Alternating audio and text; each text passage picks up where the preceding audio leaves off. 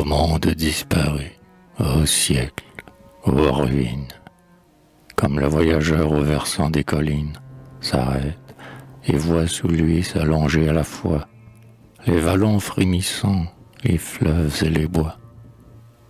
Science universelle, immuable pensée, à vos plus fiers sommets mon âme s'est bercée, et, cherchant du passé les chemins inconnus, sur vos rochers glissants j'ai posé mes pieds nus.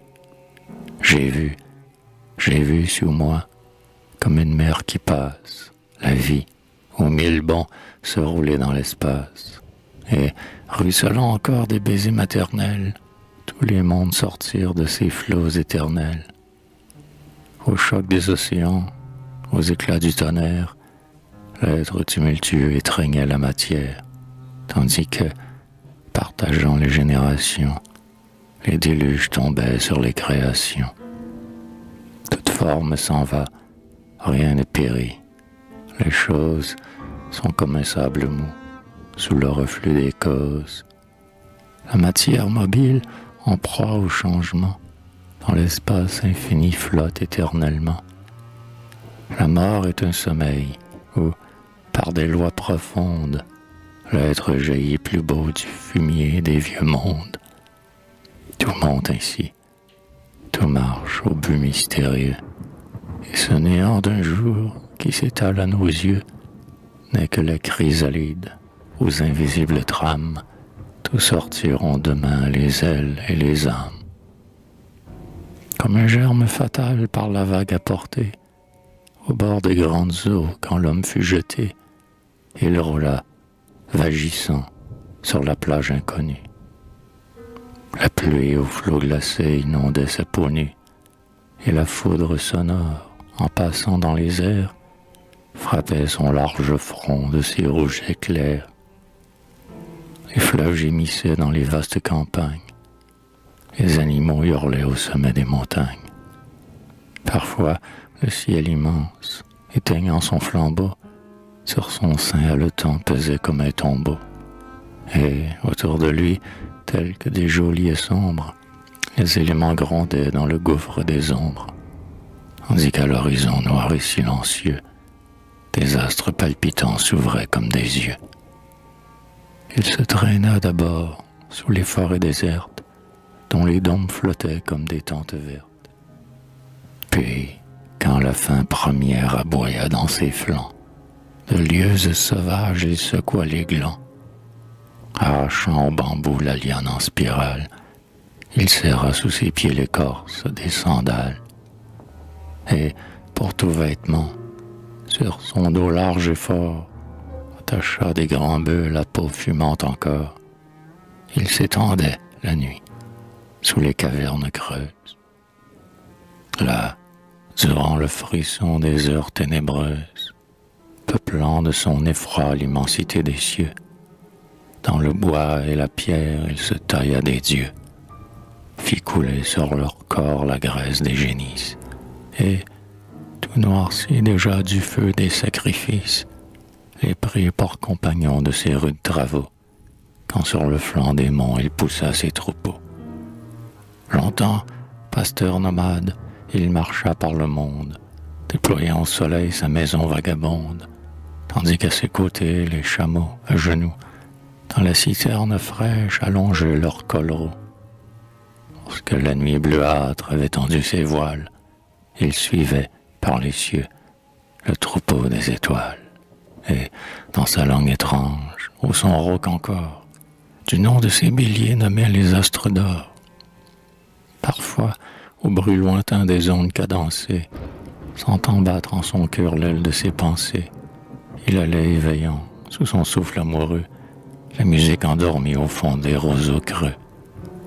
Il se penchait parfois sur la berge des rives, rayant le sable fin de lignes fugitives, et la vague et les vents emportaient par lambeaux l'écriture mêlée aux traces des oiseaux. Un jour, il s'arrêta, secouant sur le monde la poudre et la sueur de sa course inféconde, et, dans la liberté de son droit souverain, bâtit sa tente en marbre et ses dieux en airain. Il fit monter ainsi, jusqu'aux régions pures, le formidable orgueil de ses architectures, et les astres, passant sous les chapiteaux lourds, comme de blancs oiseaux planaient au front des tours. La cité, fourmillante et de tumulte pleine, enferma dans son mur la montagne et la plaine. Comme un serpent captif, le fleuve aux mille bonds se tordit écumeux sous l'arche des grands ponts, et les larges vaisseaux, fendant les flots rebelles, s'échappèrent du port en déployant leurs ailes. Il partit avec eux, par la brise emporté, seul, perdu dans la brume et dans l'immensité. Il visita les mers en prestige féconde, les îlots merveilleux qui flottent sur les ondes, la sirène chanteuse et les monstres marins, dont les naseaux bruyants sont hérissés de grains. Il entendit alors dans sa force superbe hennir les passions comme un troupeau dans l'herbe, et son cœur qui palpite, enflé de sang vermeil, sentit descendre en lui les flammes du soleil.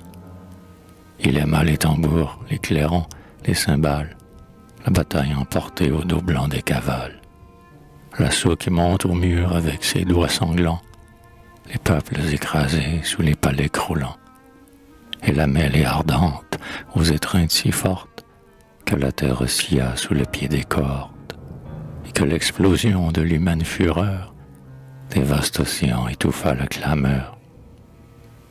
Le monde était vaincu, le ciel restait encore, comme le bûcheron dans la forêt sonore fait rouler à ses pieds les chênes monstrueux, une hache à la main, l'homme émonda ses dieux.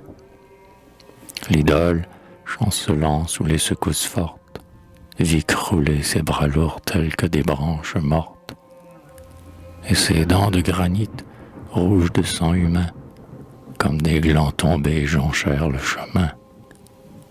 La peur aux yeux béants, pâle fille des ombres, s'échappa pour toujours des sanctuaires sombres, et l'homme, offrant son culte aux molles voluptés, se refléta lui-même en ses divinités. Ce fut le temps heureux des blanches colonnades, quand sonnaient sur les monts les voées des Ménades, et que l'artiste grec, sous son marteau pieux, du marbre étincelant faisait jaillir des dieux. Toute religion, soumise et désarmée, fut dans la grâce humaine à jamais enfermée. Et le poète, ému par le rythme divers, fit un Olympe entier du trop-plein de ses vers. Mais ces divinités que la raison assiège fondirent sur l'autel comme des blocs de neige, ne laissant après soi, parmi les nations, que la froideur du dogme et des abstractions.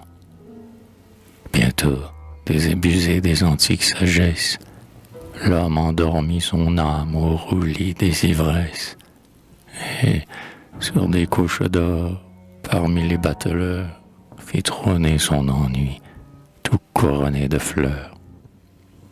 Formidable festin, où les peuples esclaves, en cadence funèbre, agitaient leurs entraves, quand la prostituée, une patère au doigt, buvait les pleurs du monde à la table des rois. Les grands cirques lointains, où beuglaient les chairs vives, envoyaient des clameurs jusqu'au lit des convives, et, mêlés au parfum du banquet frémissant, parfois comme un vent chaud, passait l'odeur du sang. C'est alors que, penché sur sa débauche sale, l'homme vomit son âme au pavé de la salle, et dans les passions se vautra sans pudeur, comme débarrassé du fardeau de son cœur. La pâle humanité, dans sa stupeur immonde, sans courage et sans foi, s'accroupit sur le monde, étalant au soleil toutes ses nudités, tel qu'un lépreux maigre aux portes des cités. L'espoir était tombé dans le cœur en ruine, les sages impuissants reniaient les doctrines, et l'univers, fétide ainsi qu'un mauvais lieu, ne put être lavé que par le sang d'un dieu. Sous le gibet sacré d'où la lumière tombe, l'homme, tout ébloui, se dressa dans sa tombe, et, le regard fixé sur les sommets lointains, traînant comme un linceul sa robe des festins, il marcha vers le jour. Les pierres inégales mordirent ses pieds blancs à travers les sandales, et, du passé profane expiant la douceur, il sua comme Dieu sa sanglante sueur. Il broya sous le fer, il tordit dans les flammes sa chair, humide encore des voluptés infâmes, et de sa main luisante arrachant les anneaux, livra ses ongles vifs aux pinces des bourreaux. Pour la première fois, sa pensée agrandie, comprit l'enivrement des pleurs, la mélodie des sanglots éternels, et, comme en un bain fort, martyr voluptueux, il plongea dans la mort. La mort. Il se pâma dans ses caresses rudes, sur son grabat d'ermite, au fond des solitudes. Comme un dernier espoir, il la vit au retour, dans ses rêves la nuit, dans ses pensées le jour. Et, pour hâter le temps des promesses meilleures, mit dans ses doigts osseux le sablier des heures. Parfois, de la montagne il descendait pieds nus, prêchant la loi nouvelle aux peuples inconnus. Les guerriers s'arrêtaient au fort de la bataille. Le chef aux longs cheveux courbait sa haute taille, et, dressé sur le monde, avec ses bras ouverts, l'arbre du grand supplice abrita l'univers. On vit naître bientôt, tel qu'une aube affaiblie, des siècles pleins de brume et de mélancolie, où, seul au fond des cœurs, la foi veille encore, comme sous les arceaux tremble une lampe d'or. Dans le bourdonnement des longues sonneries, les peuples enfantins berçaient leurs rêveries, et, déposant au seuil tout souvenir mortel, engourdissaient leur âme au parfum de l'autel. Pareil aux jours douteux qui, dans les cathédrales, tombent des vitraux peints sur le granit des dalles, la blanche vérité n'arrivait aux esprits qu'à travers la loi sainte et les dogmes écrits. Crépuscule sans fin, baigné d'éclairs mystiques, où les choses prenaient des formes fantastiques. Mais l'homme manqua d'air, l'homme étouffa d'ennui. Et, repoussant le Dieu qui s'attachait à lui, du temple à deux battants ouvrit les portes sombres. Un flot bleu de soleil illumina les ombres, et, debout sur le seuil, jetant au loin ses yeux, il but à plein poumon le vent libre des cieux. Le monde bruissait comme un essaim d'abeilles. L'avenir se levait dans des teintes vermeilles. Il s'élança d'un bond vers le destin nouveau. Là, préludant sans peur à ses rudes travaux, il brisa pour toujours les croyances bénies sous le marteau fatal des grandes ironies. Et sa rébellion, comme un vent furieux, emporta dans l'oubli le dernier de ses dieux. Pareil au noir mineur qui marche sous la terre, l'homme accrocha sa lampe au fond de tout mystère, et, pour trouver le mot du fatum souverain, il fit passer le monde à son creuset d'airain. Ces fourneaux où, la nuit, grinçaient des feux sonores, allumaient tout à coup de lugubres aurores, tandis qu'on entendait, dans l'ombre des cités, râler entre ses bras les éléments domptés. Alors, sur ton sein nu posant sa main brutale, nature, il déchira ta robe virginale. Sentinelle immobile au bord des cieux profonds, épiant le chemin des astres vagabonds, du bout de son compas, sur les nocturnes voiles, comme des papillons, il piqua les étoiles. Puis, un jour qu'il rêvait, penché sur les flots verts, il crut voir dans la brume un second univers, et tira, tout joyeux, de la vague féconde, son filet ruisselant où s'était pris un monde. Chacun eut sa conquête et son but glorieux. La foudre le gênait, il l'arracha des cieux. Il en fit la colombe au message fidèle, qui prit ses volontés sous le feu de ses ailes. Le grand fleuve, oublieux des loisirs nonchalants, tourna sa meule lourde au rouage sifflant. Et la flamme rapide à son char attelé, d'un hennissement clair éveillant la vallée, plus loin que la montagne et que l'horizon bleu, dans un nuage épais l'emporta comme un dieu. L'homme connut sa force et, secouant ses chaînes, poussa le cri joyeux des libertés humaines.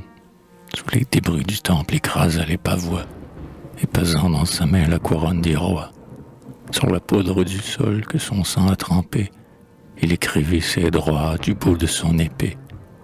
Et pour juger sa cause évoqua sans remords, ainsi qu'un grand sénat, l'ombre des siècles morts. Il fut libre, il fut maître. Ô misère, ô démence, cercle mystérieux qui toujours recommence. Voilà que, maintenant, vieillard au front pâli, dans la satiété de son œuvre accomplie, ployé sous le fardeau de ces 6000 années, il s'arrête, inquiet, au bord des destinées. Sa raison l'épouvante et sa croyance fuit. Sous le soleil qui baisse, il marche sans appui. Et son âme débile, où l'espérance est morte, comme un vaisseau perdu flotte au vent qui l'emporte.